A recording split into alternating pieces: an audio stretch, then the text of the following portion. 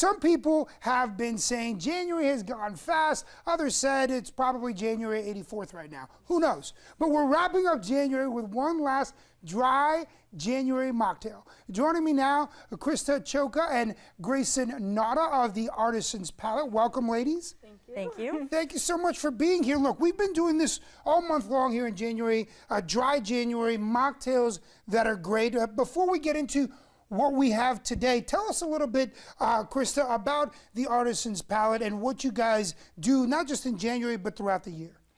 Well, we are located in Nauta, and we are independently woman-owned restaurant, but we also, thank you, we also have an art gallery. So we kind of do a lot of things, but we always try to stay true to making things, you know, from the heart and with soul, and that goes to our mocktails. So we don't just kind of put like Sprite and juice together. Sure. We really try to make it more special. And Grayson over here is my beverage director, and we came up with some really great cocktails together, although mostly she's been kind of taking the helm lately. Sure. And so I wanted her to be on with me so we could she could show you and we could talk about these mocktails. We have them throughout the whole year, not there just— it is. Yep, not just for January, but we did create some special ones for dry January, and so those are the ones we're going to prepare for you today. Fantastic, Christa. And Grayson, I want to go through them because before we came back from commercial, I told you I love these names. Phony Negroni. Tell me about the Phony Negroni. So that one is for people that prefer like a boozier, spirit-forward, Sure. maybe like bitter cocktail, because for those people, really, there's not a lot of options as far as mocktails. Usually they're like juice, fruity, forward, refreshing, which is good, but if what you prefer in a cocktail is like strong, bitter, you're not going to enjoy those. And tequila Mockingbird. I like that with the mock, yes. Thank you. So that one starts off with a ritual tequila alternative, and then it has a honey ginger shrub that we make in-house.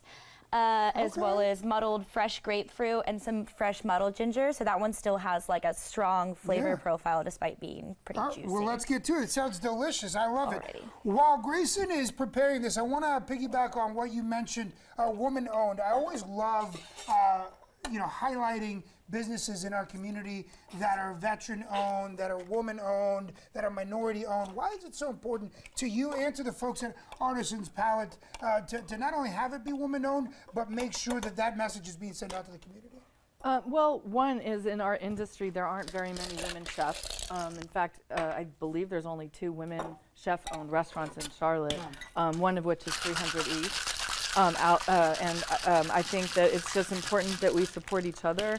You know, our restaurant is about being inclusive, and we really do try to do that in all levels.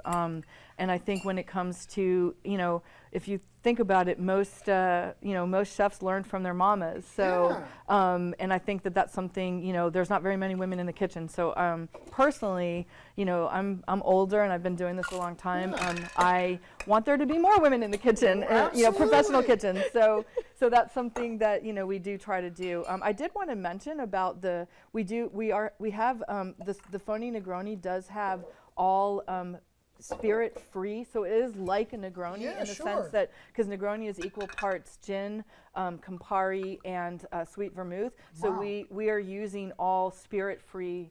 Yeah, I love that because look, when dry January first started, it's like everybody was like, "Oh, well, I'm getting a cup of juice." This is not a cup of juice. No, this is a craft cocktail that is spirit free. Yep. I absolutely love that. While Grayson is finishing up the second drink, I also want to ask you on the gallery you guys have and the artists that you guys highlight monthly and put craft cocktails or mocktails with them. Tell me a little bit about that. Well, we have a full art gallery in the space, and when I opened this, the Artisans, I always knew that I wanted it to be like a sort of a hybrid. So it's an art gallery restaurant, and it's a full art gallery, and we focus on one artist a month. We have been able to pay over $200,000 to local artists since we opened right before the pandemic in 2019. That's so fantastic. It's about like having people see art in a different way. and in a different environment. So not just like a, it's sort of a more chill, comfortable, relaxed environment to go look at art. So they can sit amongst the art, or we have gallery openings where it's kind of more, sort of fancy and a reception, but we do it in all those different ways. That is so fantastic. We just saw your information up on the screen. I'm going to take a quick taste. I'm going to go with this one, and then Kristen, I'm going to send it over to you. But Wait, zest. You need. We need the zest. Yeah, we need the zest. Get in here with the zest. Hit me with the zest. The big part of the zest. drink. And work hard on that zest. Okay. See, this is not juice. This is a real mocktail. I love Yeah? this. Is this tequila mockingbird? That is the phony Negroni. I'm fun to see. It got me. I mean, I need to try that tequila mockingbird because that's right up my alley. Thanks, everyone.